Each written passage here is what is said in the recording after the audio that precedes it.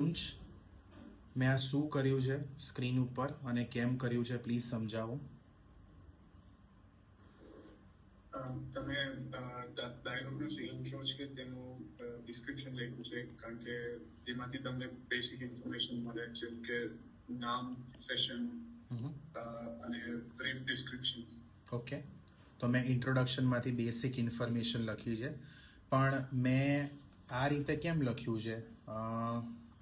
વલય કેમ આવું લખ્યું છે? કંઈક અલગ નથી લાગતું દેખાવામાં? સર, તમે ખાલી કીવર્ડ્સ જ નોટ કર્યા છે, એટલે આ કીવર્ડ્સ તમને આગળ જઈને જે ડાયલોગ છે એમાં હેલ્પ કરશે શોર્ટ ફોર્મમાં બધું લખવામાં અને અન્ડરસ્ટેન્ડ કરવામાં.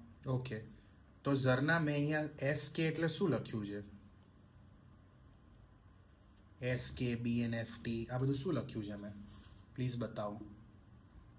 એટલે સર તમે આ શોર્ટ ફોર્મ્સ લખ્યા છે કે આગળ ડાયલોગમાં આ બધા શોર્ટ ફોર્મ્સ મીન્સ આગળ ડાયલોગમાં વર્ડ્સ આવશે, એટલે તમે આગળથી જ લખી દીધા કે આગળ ડાયલોગમાં આવે તો તમને યાદ રહે. ઓકે, સરસ. All three of you great answers. Okay, very very good work. So basically જે આ ત્રણેય સ્ટુડન્ટે કીધું એ બહુ જ સરસ સમજાવ્યું ત્રણેય, કે જ્યારે ઇન્ટ્રોડક્શન પ્લે થાય તો ઇન્ટ્રોડક્શન સાંભળતી વખતે જે મને ઇન્ફોર્મેશન મળે છે, જેમ કે નામ હોઈ શકે, પ્રોફેશન હોઈ શકે, કે પછી what can be the subject of discussion, એ બધું જે હું સાંભળું છું એ બધામાંથી જે બી અગત્યના શબ્દો હોય, બરાબર, ઇમ્પોર્ટન્ટ વર્ડ્સ, કી વર્ડ્સ હોય, એ હું લખવાનું અહીંયા ચાલુ કરી દઈશ. અને એ બધા કી વર્ડ્સ હું શોર્ટમાં લખીશ. કેમ?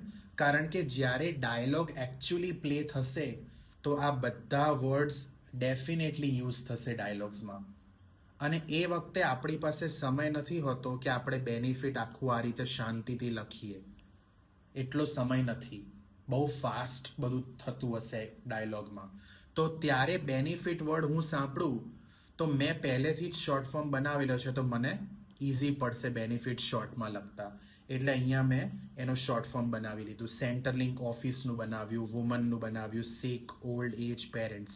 ઓલ્ડનું નથી બનાવ્યું કારણ કે ઓલરેડી નાનું છે, એનું શું શોર્ટ ફોર્મ બનશે, પણ જ્યાં બનતું હતું બધાનું બનાવી દીધું. ક્લિયર? આ વસ્તુના કોઈ માર્ક્સ નથી. તમે આ કરશો તો વધારે માર્ક્સ મળશે અને નહીં કરો તો ઓછા માર્ક્સ મળશે એવું નથી, પણ આ કરવું હેલ્પફુલ છે.